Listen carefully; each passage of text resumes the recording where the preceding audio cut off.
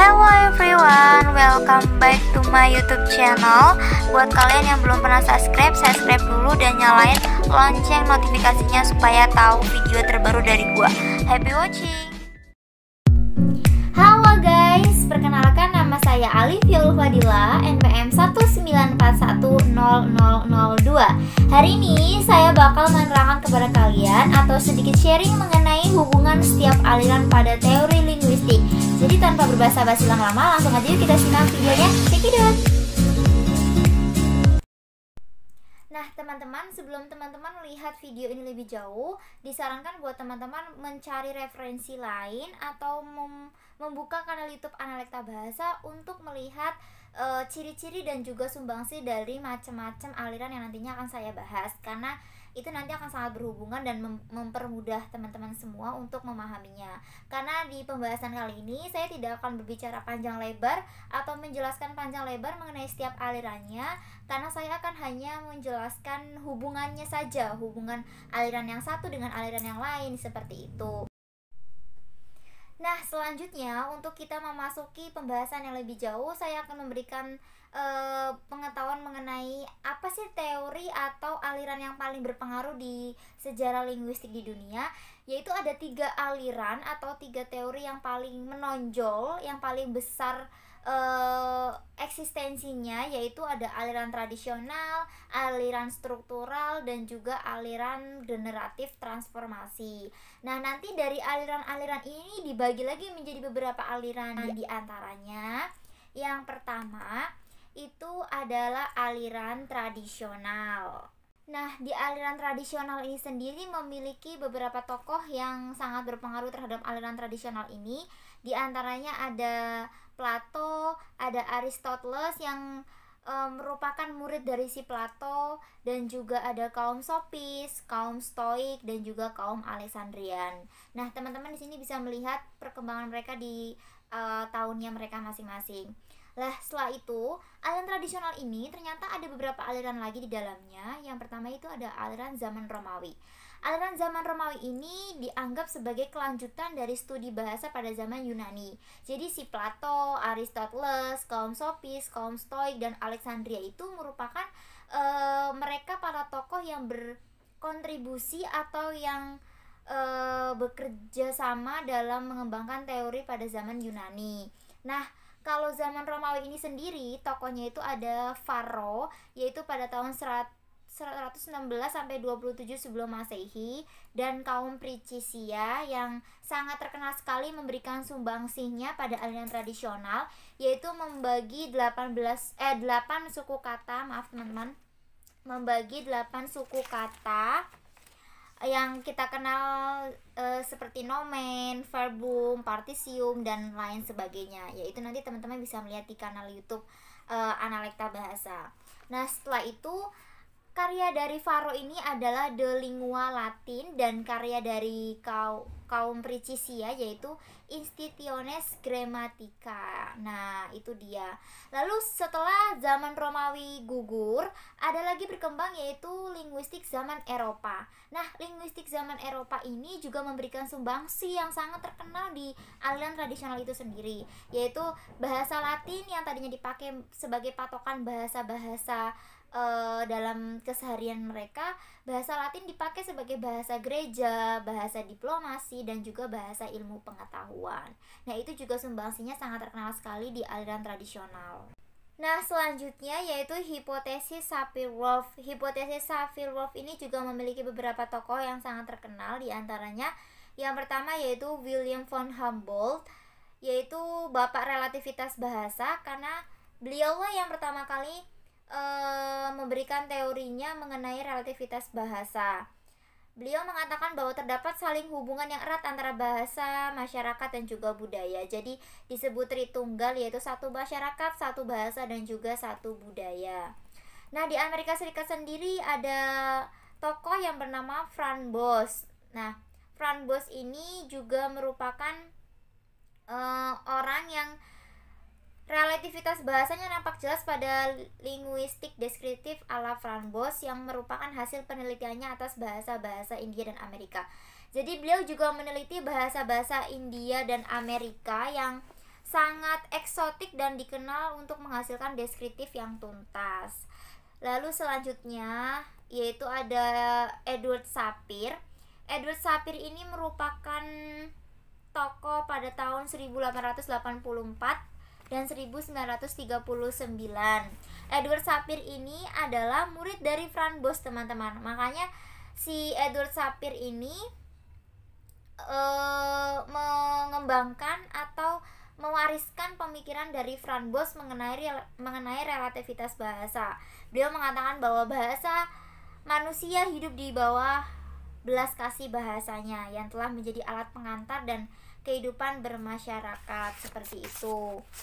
Lalu ada juga beliau meneliti mengenai penggagas studi etnolinguistik. Jadi selain meneliti bahasa dan masyarakat, beliau juga meneliti bahasa dan budaya, yaitu penggagas dari studi etnolinguistik. Tokoh yang selanjutnya yaitu Benjamin Leavenworth. Benjamin Leavenworth ini adalah murid dari Edward Sapir, teman-teman, di Yale University. Jadi antara Franz Boas, Edward Sapir, dan Benjamin Leavenworth ini saling terkaitan, di mana si Edward Sapir adalah murid dari Franz Boas dan Benjamin Leavenworth adalah murid dari si Edward Sapir. Namun Benjamin Leavenworth ini menolak pendapat dari William van Humboldt mengenai bahasa dan pikiran yang berjalan sendiri. Menurut Benjamin Leavenworth, pandangan itu salah. Beliau mengatakan bahwa bahasa dan pikiran saling berhubungan. Jadi sistem bahasa, suatu bahasa bukan hanya merupakan alat untuk menyuarakan ide-ide, tetapi juga sebagai pembentuk ide-ide dan penentu struktur mental seseorang. Tata bahasa lah yang menentukan jalan pikiran seseorang. Nah, inilah yang disebut sebagai teori determinitas bahasa yang dikemukakan oleh Benjamin Leavenworth. Jadi antara Franz Boas dan juga Edward Sapir itu saling berhubungan, di mana Edward Sapir itu mewarisi pemikiran Franz Boas mengenai relativitas bahasa dan semakin mengembangkannya. Lalu Benjamin Leavenworth yang merupakan murid dari Edward Sapir, yang akhirnya mereka berdua saling bekerja sama untuk menyimpulkan bahwa bahasa itu memiliki sifat determinitas bahasa dan juga relativitas bahasa. Akhirnya mereka berdua, hipotesis Sapir-Whorf ini dituangkan dalam esai yang berjudul The Status of Linguistics as a Science dan diformulasi ulang pada esai berjudul Science and Linguistics. Nah, jadi seperti itu hubungan pada hipotesis Sapir-Whorf. Nah, selanjutnya kita memasuki pada aliran yang berikutnya, yaitu aliran struktural. Nah, awal mulai munculnya aliran struktural ini, teman-teman, sebenarnya berkat adanya buku karya dari Carles Bally, yaitu murid dari Ferdinand de Saussure, bapak linguistik modern, yang berjudul Cours de Linguistique General. Nah, di dalam buku tersebut memuat beberapa konsep yang nantinya mendorong muncul aliran struktural itu sendiri. Apa saja sih konsepnya? Yang pertama yaitu mengenai telah asinkronik dan diakronik, yaitu terus juga adanya perbedaan lang dan parol, ada juga perbedaan signifian dan juga signifi, lalu hubungan sintagmatik dan juga paradigmatik. Nah, dari konsep-konsep inilah akhirnya dikenalkanlah sebuah aliran yang bernama aliran struktural yang dikenalkan oleh Leonard Bloomfield dalam bukunya yang berjudul Language yang terbit pada tahun 1933. Beliau menggagas tata bahasa deskriptif, teman-teman, di mana deskriptif ini adalah mendeskripsikan sebuah fenomena bahasa berdasarkan fakta yang juga ada pada kenyataan yang realitasnya, seperti itu. Tidak seperti aliran tradisional yang hanya berdasarkan pada logika atau berpatokan pada bahasa Latin. Kalau deskriptif ini berdasarkan fakta yang ada di lapangan itu sendiri. Nah, seperti itu. Lalu di aliran struktural ini terdapat aliran yang pertama, yaitu aliran Praha, yang dikenalkan oleh tokoh yang paling terkenal yaitu Willem Mathesius pada 1882 dan 1945. Lalu tokoh yang kedua adanya Roman E. Jacobson, yaitu ahli fonologi. Lalu ada Nikolai S. Trubetskoy 1980 sampai 1938. Lalu ada Nikolai ini merupakan pangeran di sebuah kerajaan di Praha. Beliau adalah ahli fonologi dan juga morfologi. Nah, beliau ini mereka ini membentuk buku atau menulis buku yang berjudul The Magic of a Common Language, yang dimana buku itu menjadi buku yang sangat terkenal pada aliran Praha pada saat itu. Nah, aliran Praha ini sendiri juga adalah aliran yang pertama kali dalam bidang fonologi yang pertama-tama membedakan dengan tegas antara fonologi dan juga fonetik, itu pada aliran Praha. Lalu untuk aliran yang berikutnya adalah aliran London atau yang biasa disebut dengan aliran Firth atau aliran prosadi. Mohon maaf, di sini ada salah ketik, harusnya aliran prosadi bukan prasadi ya teman-teman. Nah, aliran London atau aliran prosadi ini diperkenalkan oleh John R. Firth pada 1980-1960. Beliau adalah guru besar di Universitas London yang sangat terkenal karena teorinya mengenai fonologi prosadi. Beliau ini mengembangkan penelitian sang guru yaitu Bronisław Malinowski tentang konteks situasi. Jadi Malinowski ini adalah guru dari si Firth ini sendiri. Malinowski ini adalah guru yang meneliti suku Triboian di Papua Nugini, mengenali sebuah analisis tata bahasa sosial selama 4 tahun di sana yang disebut dengan konteks situasi. Nah, ini dia. Lalu teori ini dikembangkan lagi oleh muridnya yaitu si John Firth ini, lalu dikembangkan menjadi memberikan sumbangsi pada saat itu yaitu fonologi prosadi seperti itu. Nah, selanjutnya nih teman-teman, pasti teman-teman bertanya dong, apa hubungan antara aliran tradisional dan juga hipotesis Sapir-Whorf ini? Jadi hubungan di antara mereka berdua adalah aliran tradisional dan HSW ini, hipotesis Sapir-Whorf ini adalah hubungan yang saling bertolak belakang teman-teman. Hal ini dibuktikan dari pemikiran yang berbeda di antara keduanya. Aliran tradisional adalah aliran yang disebut sebagai aliran normatif dan perspektif, atau di mana aliran ini mengkaji suatu permasalahan bahasa dengan pada taat aturan, taat kaidah, taat norma yang berlaku pada saat itu. Atau pada saat aliran tradisional ini kan semua kaidah itu dicangkut pautkan dengan bahasa Latin gitu ya. Patokan yang menjadi bahasa pada saat itu adalah bahasa Latin. Apapun bahasa jika berbeda dengan bahasa Latin, maka bahasa itu disebut bahasa yang jelek atau bahasa yang kurang bagus atau kurang baik, seperti itu. Sebaliknya pada HSW, hipotesis Sapir-Whorf, menurut Prof. Suparno tidak patuh akan kaidah-kaidah bahasa. Jadi kalau tradisional itu patuh terhadap norma dan kaidah, nah HSW ini tidak patuh terhadap norma atau kaidah-kaidah bahasa. Cenderung bersifat tidak taat aturan, teman-teman. Bersifat asal dalam menggunakan ragam bahasa.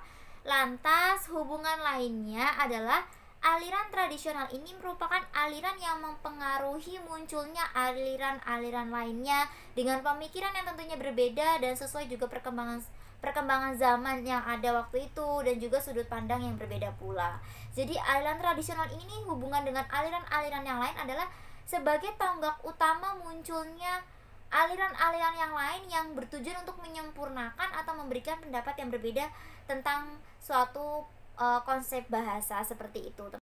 Yang selanjutnya adalah hubungan antara aliran tradisional dengan aliran struktural. Apa sih hubungannya? Jadi hubungan di antara mereka adalah hubungan pengembangan, di mana aliran struktural mengembangkan salah satu sumbangsi dari aliran dua sumbangsi dari aliran tradisional. Yang pertama yaitu satu, aliran struktural sudah bisa membedakan bunyi dan huruf, di mana pada aliran tradisional sendiri bunyi dan huruf itu belum bisa dibedakan, namun pada aliran ini sudah bisa dibedakan. Lalu yang kedua yaitu aliran struktural mengembangkan ilmu fonologi dan morfologi dari aliran tradisional.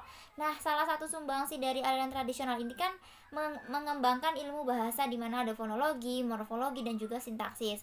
Nah, aliran struktural ini mengembangkan bagian fonologi dan morfologinya. Terbukti dari satu, yaitu aliran struktural membedakan fonologi dan fonetik secara tegas, yang seperti tadi sudah saya sampaikan. Lalu yang kedua yaitu menggunakan istilah fonem. Lalu yang ketiga adalah mengenalkan istilah morfofonemik. Nah, itu adalah hubungan antara aliran tradisional dengan aliran struktural. Nah, teman-teman, ternyata jika dikaji, aliran Praha dan juga Ferdinand de Saussure memiliki keterkaitan atau hubungan, di mana aliran Praha ini melanjutkan kajian Saussure tentang sinkronis bahasa dan mengadopsi konsep lang serta parol. Namun bedanya pada aliran Praha disebut Sprachgebild dan Sprachheit dalam bahasa Jerman. Lalu yaitu hubungan aliran Praha dan aliran London. Apa sih hubungan di antara keduanya? Yaitu hubungan pengembangan, di mana aliran London itu mengembangkan kajian fonetik dan fonologi hasil dari aliran Praha dengan memberikan sumbangsi yang sangat terkenal di bidang fonologi, yaitu fonologi prosadi. Seperti sudah saya katakan sebelumnya bahwa aliran Praha adalah aliran yang pertama kali membedakan dengan tegas antara fonologi dan fonetik. Nah, di aliran London itu dibedakan antara fonologi dan fonetik juga. Lalu beliau juga memberikan sumbangsi di bidang fonologinya, yaitu fonologi prosadi. Jadi itu adalah hubungannya. Lalu yang selanjutnya yaitu aliran generatif transformatif yang dikemukakan oleh Noam Chomsky. Noam Chomsky ini menerbitkan atau menulis buku yang berjudul Synthetic Structure pada tahun 1957. Lalu kemudian teori tersebut dikembangkan lagi ke dalam buku keduanya yang bernama Aspect of the Theory of Syntax. Nah, buku ini memberikan kemunculan atau memunculkan fase linguistik dan revolusi yang baru terhadap ilmiah dalam bidang linguistik. Jadi dengan adanya buku ini, linguistik secara ilmiah berkembang dan berevolusi lagi. Nah, Noam Chomsky ini membahas mengenai berdasarkan paham mentalistik, di mana ia menulis artikel yang berjudul Review of Skinner Verbal Behavior untuk menyerang teori behavioristik atau strukturalisme dan komunikasi. Jadi teori Chomsky ini atau aliran generatif transformasi ini menganut paham mentalistik, teman-teman. Jadi berbeda dengan atau bertolak belakang dengan teori behavioristik yang struktural, yang teori struktural atau aliran struktural, terus juga teori-teori yang menggunakan paham behavioristik seperti itu. Nah, teman-teman, selanjutnya adalah hubungan antara aliran struktural dan juga aliran transformasi atau generatif transformasi. Nah, hubungannya apa sih? Hubungan di antara keduanya adalah di mana aliran transformasional itu atau generatif transformasi ini menentang aliran strukturalisme. Karena apa? Karena aliran strukturalisme itu menganut paham behavioristik, sedangkan aliran transformasional atau generatif transformasi ini menganut paham mentalistik. Jadi keduanya itu saling bentrok, bertolak belakang. Nah, teman-teman, jadi hubungan yang selanjutnya yaitu adalah hubungan antara aliran generatif transformatif dengan aliran hipotesis Shapirov. Apa sih hubungan di antara keduanya? Yaitu mereka berdua ini sama-sama menganut paham mentalistik. Nah, teman-teman, kita memasuki aliran yang terakhir yaitu aliran Halliday. Sebenarnya aliran Halliday ini termasuk ke dalam aliran struktural karena aliran ini adalah aliran yang terpengaruh oleh aliran Freud karena Halliday ini sendiri merupakan murid dari Freud. Aliran ini disebut dengan aliran sistematik yang tidak lepas dari nama M.A.K. Halliday, yaitu salah seorang murid Freud seperti yang tadi saya katakan, yang mengembangkan teori Freud mengenai bahasa, khususnya bahasa yang berkenaan dengan segi kemasyarakatan bahasa. Sebagai penerus Freud dan berdasarkan karangannya Categories of the Theory of Grammar, maka teori yang dikembangkan oleh Halliday dikenal dengan nama Neo-Fertian Linguistic atau Scaled and Category Linguistic. Namun kemudian teorinya berubah menjadi nama yaitu Systemic Linguistic SL atau juga sekarang menjadi